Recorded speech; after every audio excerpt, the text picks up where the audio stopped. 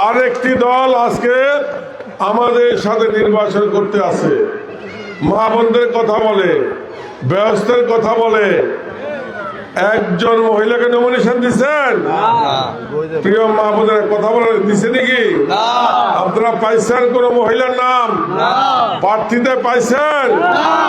কারণ তারা এখনই বলে আপনি ভোট দিয়ে মরে যান, আপনাদের আমরা ব্যবস্থা নেব। যদি বিশ্বাস না হয় আপনি মরে গিয়ে দেখেন, যদি মরার লগে লগে ব্যস্ত না পান আপনি আবার কবরতে ঘুরতে আমার ধরেন, আমাদেরকে বোকা বানাতে চান। মা বোন, আমি আপনাদেরকে বলতে চাই তারা মহিলাদেরকে অসম্মান করে। এ মায়ের জাতি বোনের জাতিকে সম্মান দেয় না। তারা যদি কোনো কারণে, কোনো ভুলের কারণে এই দেশে যদি ক্ষমতায় আসে, আল্লাহ মাফ করুক, এই মা বোনদেরকে জিন্দা ব্যবস্থা করে দেবো। জিন্দা এমনি তো কয় যে মরে গেলে ব্যবস্থা দেব, আর আপনাদের এই সমাজ থেকে জিন্দা ঘরের ভিতরে ঢুকে গেবে, এটাই তোর ব্যবস্থা, আর বাড়িতে পারবি না। প্রিয় মা বোনেরা সাবধানে থাকেন এই সমস্ত কুচুকরি মহল থেকে। আপনারা ভোট দেবেন দেশনেত্রী বেগম খালেদা জিয়ার দল, বাংলাদেশ জাতীয়তাবাদী দল বিএনপি। আমাদের রাজনীতিতে অভিজ্ঞতা আছে।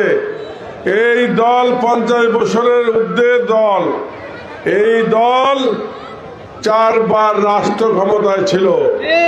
প্রথম ছিলেন শহীদ রাষ্ট্রপতি জিয়াউর রহমান, তারপরে দেশ নেত্রী বেগম খালেদা জিয়া, আপসহীন নেত্রী, গণতন্ত্রের মা, তিনবার প্রধানমন্ত্রী ছিলেন। আর আরেকটি দল, দলের যে নেতা সেই 3টা ইলেকশন করেও জামানত ফেরত পায় নাই। এখন উনি এদেশের প্রধানমন্ত্রী হবেন স্বপ্ন দেখে। প্রিয় মা ও বোনেরা, দয়া করে এই ভুল ভ্রান্তিতে যাবেন না। আপনাদের ভোটাধিকার ফেরত, ভাই কথা বলো তো, আমি দেখতেছি।